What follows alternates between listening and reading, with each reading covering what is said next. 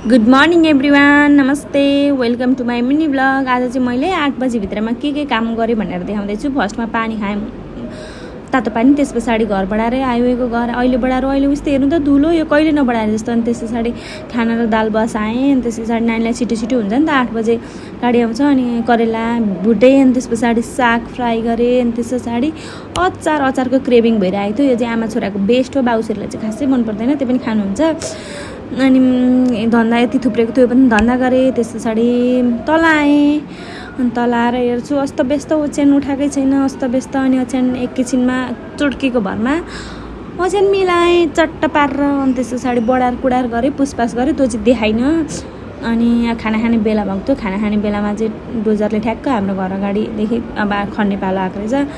अनि यस्तो हेरेँ, नाली बनाउनलाई खनेको छ। Thank you for watching, bye bye guys.